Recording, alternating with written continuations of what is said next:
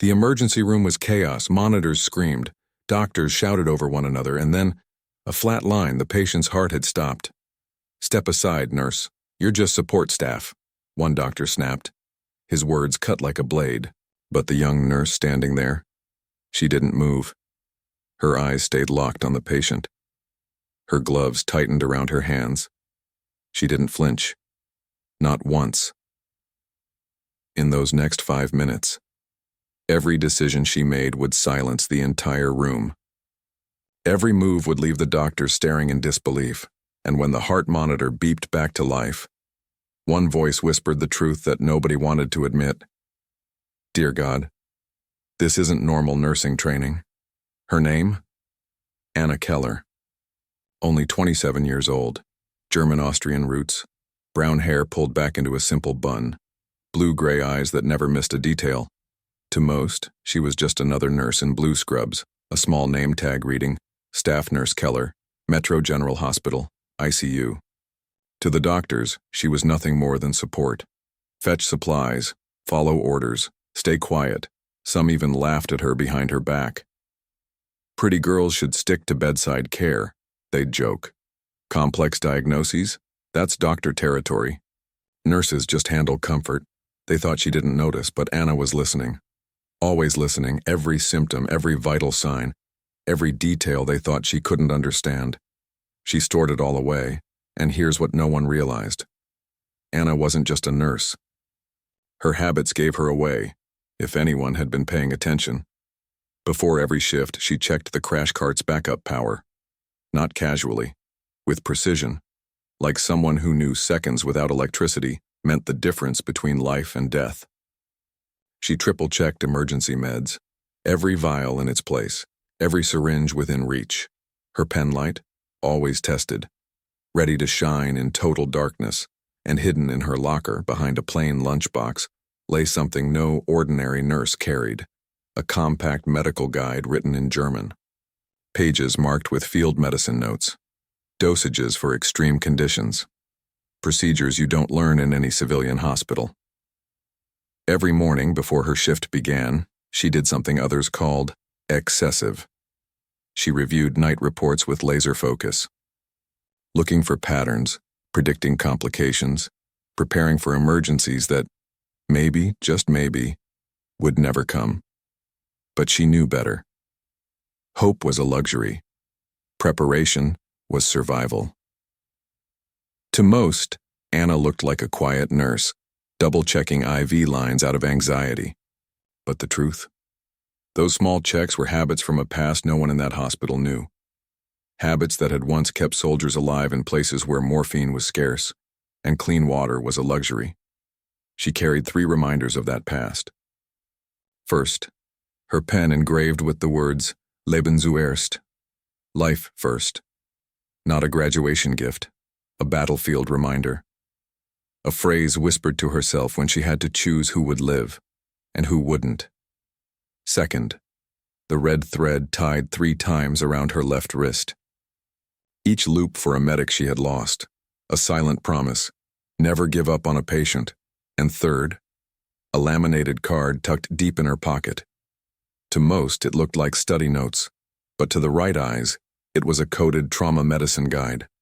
For moments, when machines failed, supplies ran out, and you were the last hope standing between life and death. That night, Metro General's ICU felt different. Too many critical cases, too much pressure. And Anna's instincts told her something was wrong. The backup generator's test was overdue. Supplies of emergency drugs were already low, and 2 patients showed strange heart irregularities. The doctors brushed off as monitor glitches. Her pen felt heavier in her pocket. The red thread on her wrist seemed tighter, and memories of another life, a life she had tried to bury, began to surface. She whispered to herself, almost like a vow, "Be ready," because experience had taught her one brutal truth. When the night feels quiet, that's when the storm is closest. And Anna Keller was about to prove to everyone in that ICU that she wasn't just a nurse. She was something far more. The clock read 10:41 p.m. The ICU was heavy with exhaustion. Then suddenly, the monitor screamed, a continuous tone. One every doctor dreads. Flatline, patient 412. Male, 58 years old, recovering from heart surgery, had just lost his heartbeat. Chaos erupted instantly. Dr. Morrison barked orders. Epinephrine, now.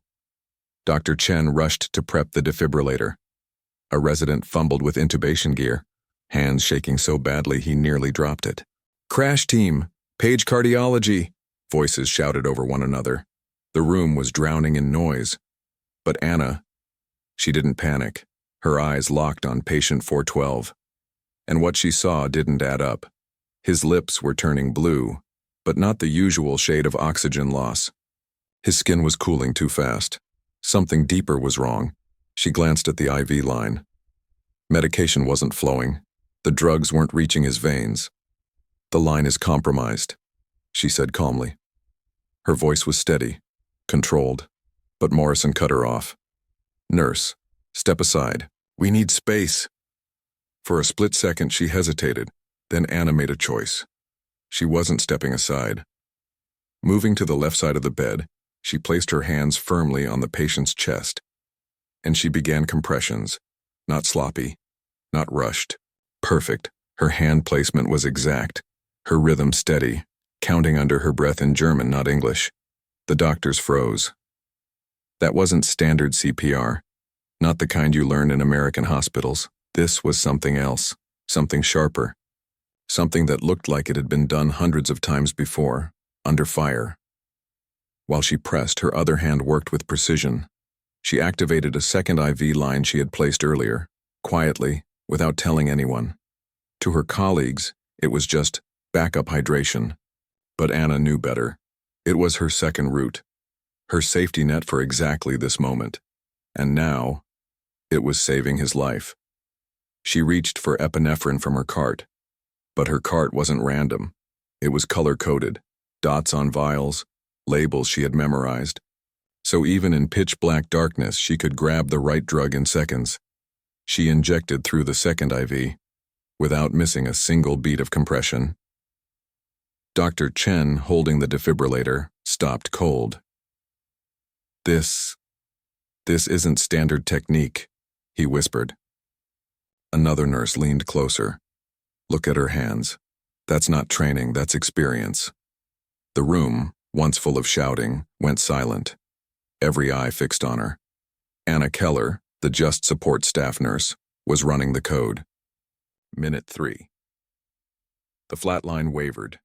Tiny spikes flickered on the monitor. A weak, unstable rhythm. Minute 4. Anna's voice cut through the silence. Circulation returning. Her tone wasn't a guess. It was a fact. Her fingers had already felt the faint pulse in the patient's neck. The doctors checked the monitor, wide-eyed. She was right. Against all odds, the heart was fighting back. Minute 5. The sound everyone was desperate to hear filled the room. Beep, beep, beep. A strong rhythm, a living heartbeat. The chaos melted into silence. The only sound left was the monitor's steady pulse. The doctors stood frozen. One whispered the truth everyone was thinking. This shouldn't have worked. Dr. Morrison turned to Anna, voice cracking. Where did you learn CPR like that? But Anna didn't answer. She simply pulled off her gloves, placed a blanket over the patient, and said softly, Sometimes protocol isn't enough. Sometimes you have to adapt. Her secret was slipping out. Her calm, her precision, her strange techniques. These weren't the skills of a regular nurse. They were the skills of someone who had faced death before and refused to let it win. And for the first time, the doctors who once dismissed her were finally beginning to see who Anna really was. The room was still buzzing from what they had just witnessed. Doctors stared at the monitor like it was some kind of miracle. But Anna Keller, she simply adjusted the blanket around patient 412, as if saving a life in 5 minutes was just another part of her shift. Yet her calm only raised more questions. Dr. Chen spoke first, almost whispering, You've done this before. Haven't you? Anna paused. Her blue-gray eyes lifted to meet his, and in that single look, without saying a word, she confirmed what everyone suspected. This wasn't the first time. Not even close. Later that night, as the adrenaline settled, the questions came. Anna, who had always been quiet, always fading into the background, suddenly stood at the center of every conversation. The charge nurse, Margaret Santos, finally asked the question on everyone's mind. Where did you really learn medicine? The air grew heavy. The ICU, still dim under fluorescent lights, felt like a courtroom, every eye fixed on Anna. She straightened slowly. Germany, she said softly. I trained in emergency medicine before coming to the U.S. Her words were true, but not the full truth, because the real story of Anna Keller was not written in hospital textbooks. It was written in blood and sand, in dust-filled tents and in field hospitals where electricity flickered and time ran out too fast. Anna had once been a combat medic, attached to NATO medical units, thrown into war zones where wounded soldiers arrived faster than they could be treated, where every scream was a countdown, where every second of hesitation could cost a life. There were no perfect tools, no endless supplies, sometimes not even clean water, and yet, in those conditions, Anna had saved lives others would have already written off. For 18 relentless months she worked under conditions that would have broken most professionals. CPR without monitors, surgeries by flashlight, improvised trauma care with expired medication. Her hands never stopped moving. Lives saved, 23 lost, numbers that etched themselves into her soul. She remembered them all. Every name, every face, every last word whispered into the night. One death, in particular, never left her. A convoy had been ambushed. 17 casualties were dragged into her tent in under half an hour. Anna worked for 6 hours straight, bleeding, sweating, shaking, yet refusing to stop. 16 soldiers lived, but one 19-year-old medic, Johann, didn't make it. He'd asked her with his final breath to tell his mother he had tried to help people. And in that moment, Anna made a vow. She would leave the battlefield. She would return to civilian medicine. And she would never again let arrogance or hierarchy decide whether someone lived or died. That vow explained everything. Her obsession with preparation, her backup plans, her calm in chaos, her refusal to be dismissed as just a nurse, because Anna Keller carried ghosts with her, and with them, a promise. Never give up on a patient. Now in Metro General, that promise had revealed itself, not through her words, but through her actions. The same hands that once kept soldiers alive under fire had just pulled patient 412 back from the edge of death. And suddenly, the hierarchy of the hospital didn't look so unshakable anymore. Patient 412 was alive, breathing, his heart steady. The battle was won, but in that room something far greater had shifted. Dr. Morrison, who only hours earlier had told Anna to step aside, stood frozen, staring at the monitor. The arrogance in his eyes was gone, replaced by something rare in doctors of his rank, humility. He turned to her. I owe you an apology, he said quietly. I was wrong to dismiss you, and more importantly, I was wrong to limit you. Anna didn't gloat, didn't smile in victory. She simply nodded, her voice calm and steady. Medicine works best when everyone uses their full skill, no matter their title. From that night on, the ICU was different. The invisible wall between doctor and nurse began to crumble. During rounds, residents who once ignored her now leaned closer, asking for her opinion. Senior physicians who used to joke about pretty nurses started taking notes on her methods.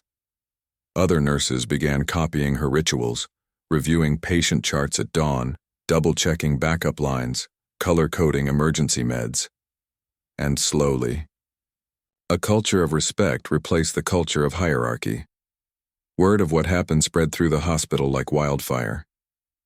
By morning, it was no longer just a patient resuscitated. It was a legend. The quiet nurse who had brought a man back from death with skills doctors had only read about in dusty military journals. In the break room, someone taped a handwritten sign above the coffee machine.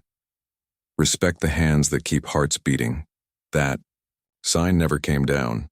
It became the unofficial motto of the night shift. Patient 412 recovered fully. When he was discharged weeks later, he wrote a note that staff tucked into his file. "Special thanks to Nurse Anna, who refused to give up on me." Those words hit her harder than any medal, any award, any formal recognition, because that's all she ever wanted. Not praise, not titles, just a chance to keep her vow, to fight for every heartbeat. Anna never confirmed the whispers about her past. When asked directly, she would only say, "I trained in emergency medicine in Germany. Everything else is just patient care." But those who worked beside her knew the truth. They saw it in her calm during chaos, in her ability to predict complications before they happened, in the red thread around her wrist that she never removed, and in the way her pen engraved Leben zuerst, life first, never left her pocket. Weeks later, a quiet transformation swept through Metro General. Doctors began listening more. Nurses spoke with greater confidence. And when emergencies struck, the team worked as one, titles forgotten, only lives remembered. One evening, Morrison himself posted a note on the staff bulletin board. It read, "In 5 minutes, a nurse reminded us what medicine is about: preparation, observation, and action. Hierarchy means nothing when a life is on the line." The ICU staff stood around reading it in silence. No one disagreed. Anna's story became more than just one night. It became a lesson that the quiet ones, the ones overlooked, underestimated, dismissed, are often the very people who carry the strength to save us when everything falls apart. That real heroes don't wear capes or demand attention. They wear scrubs. They clock into night shifts. They check backup lines no one else cares about. And when the moment comes, they hold life itself in their hands. Because sometimes, the difference between death and survival is not a doctor with a title, but a nurse who refuses to give up.